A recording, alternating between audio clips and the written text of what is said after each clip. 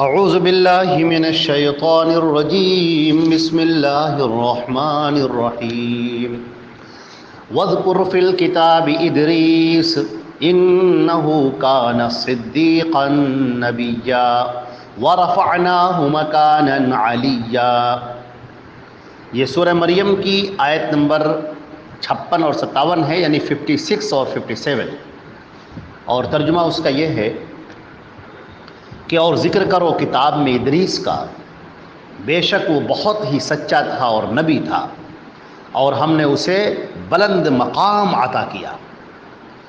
جو ذکر چل رہا ہے انبیاء کرام کا، جیسا کہ اس سے پہلے کی تذکرہ ہوا کہ تمام انبیاء کرام کا، بلکہ وہ انبیاء کرام جن سے وہ اہل عرب واقف تھے ان کا تذکرہ ہو رہا ہے، ان کا نام لیا جا رہا ہے، اور ان کی زندگی کے پہلوؤں کو پیش کیا جا رہا ہے کہ ذرا سا دیکھو، ابراہیم کو دیکھو، اسماعیل کو دیکھو، زکریا کو دیکھو، یحییٰ کو دیکھو، اور اس کے بعد اب ذکر کیا جا رہا ہے کہ ادریس کو دیکھو۔ سیدنا ادریس علیہ السلام کا یہاں پر تذکرہ کیا گیا۔ ادریس علیہ السلام بہت قدیم پیغمبروں میں سے ہیں۔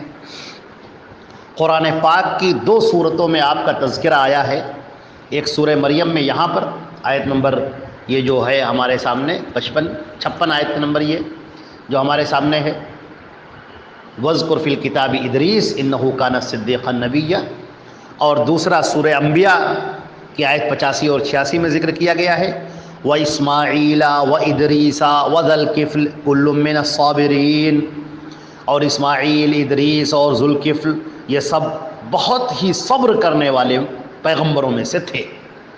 تو حضرت ادریس علیہ السلام کی جو صفات بیان کی گئی ان میں سے ایک تو صفت یہ بیان کی گئی صدیق، کہ بہت ہی زیادہ سچے تھے، سچ پر قائم رہنے والے، سچ کو پھیلانے والے، اور سچ کے لیے اپنے آپ کو تیار کرنے والے، حق کہنے والے، حق پر قائم رہنے والے حضرت ادریس علیہ السلام کا تذکرہ۔ اور دوسری ان کی صفت صابرین، یعنی کہ وہ صبر کرنے والوں میں سے تھے، جم جانے والوں میں سے تھے۔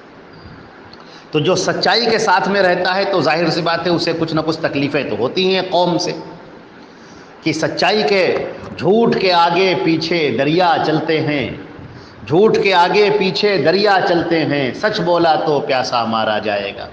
تو اب یہ ہوتا ہے کہ جو آدمی سچائی کے ساتھ دیتا ہے تو لوگ اس کو پریشان کرتے ہیں، سچائی کے ساتھ جو آدمی قائم رہنا چاہتا ہے تو اس کو بڑی آزمائشیں بھی آتی ہیں، اور اسی طریقے سے مگر سچائی کیا ہے کہ جو آدمی حق کے ساتھ رہتا ہے اسے اللہ کی مدد اور تائید حاصل ہوتی ہے۔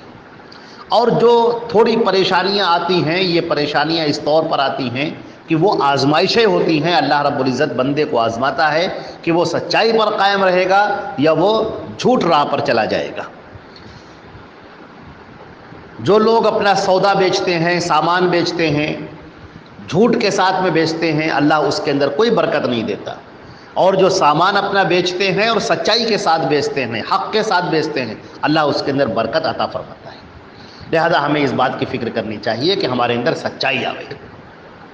حضرت ادریس کا یہاں پر ذکر کیا گیا، ایک تو وہ نہایت سچے تھے اور دوسرے بڑے صبر کرنے والے تھے، یعنی سچائی کی راہ میں آنے والی تمام مشکلات کو اور پریشانیوں کو وہ صبر کے ساتھ برداشت کرنے والے تھے اور اس پر قائم رہنے والے تھے۔ ادریس علیہ السلام کا نام بائبل میں آپ کا نام حنوک بیان کیا گیا ہے، اور آپ کے والد کا نام وہاں پر یارد بیان کیا گیا ہے۔ حضرت شیس علیہ السلام جو حضرت آدم علیہ السلام کے بیٹے ہیں، حضرت شیس علیہ السلام کے بیٹے آنوس کی نسل میں ہیں۔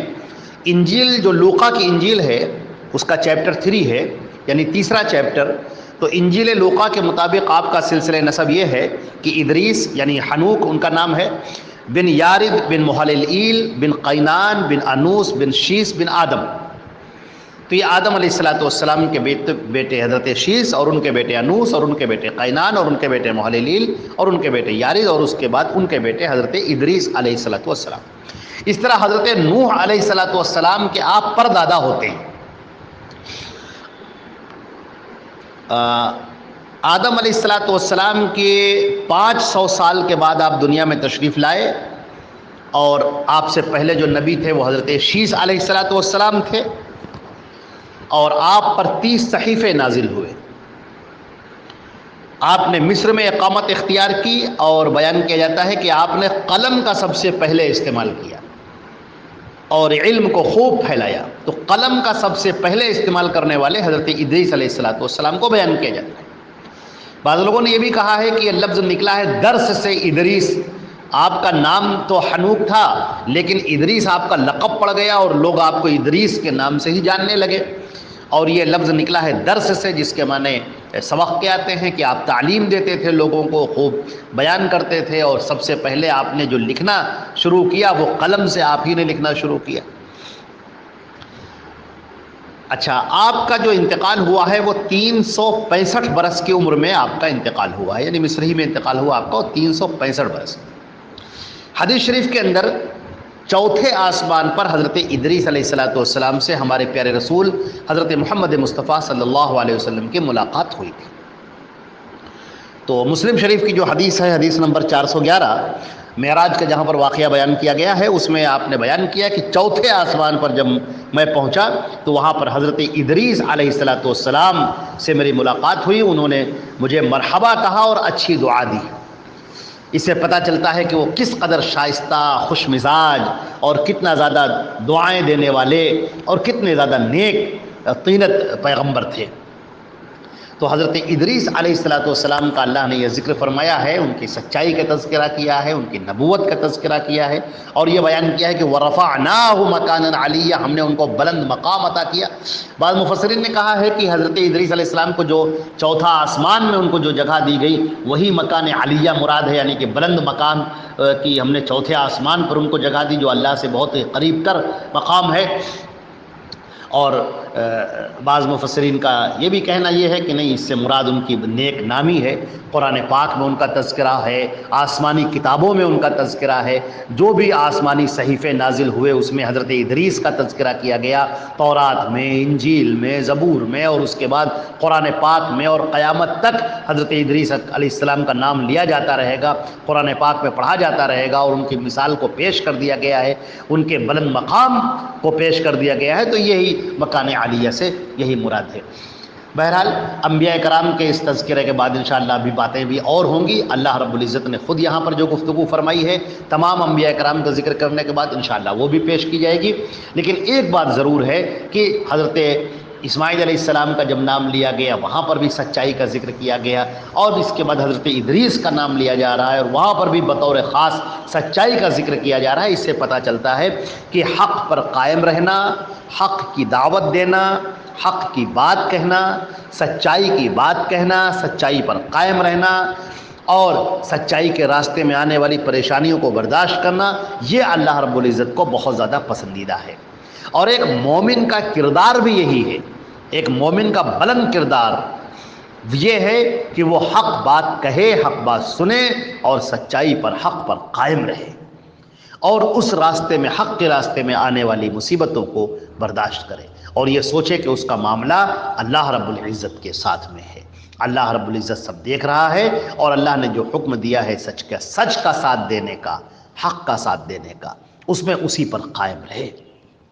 قرآن پاک میں بھی کہا گیا یا ایھا الذین آمنوا اتقوا اللہ وقولوا قولا سدیدا، اے ایمان والو اللہ سے ڈرو اور سچی پکی بات کرو.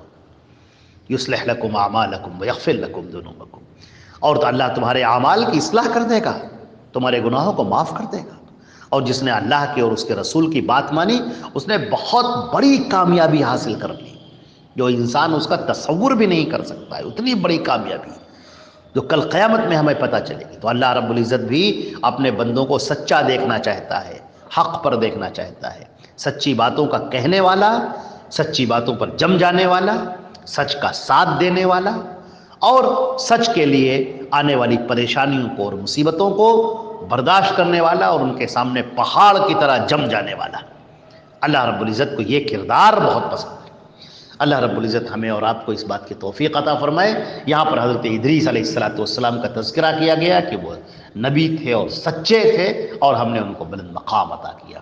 تو انہی باتوں کے ساتھ اپنی بات کو یہاں پر ہم ختم کرتے ہیں. اس کے بعد پھر انشاءاللہ آگے کی جو آیات ہیں جو اسی سے جڑی ہوئی ہیں وہ انشاءاللہ پیش کی جائیں گی. والسلام علیکم ورحمۃ اللہ وبرکاتہ.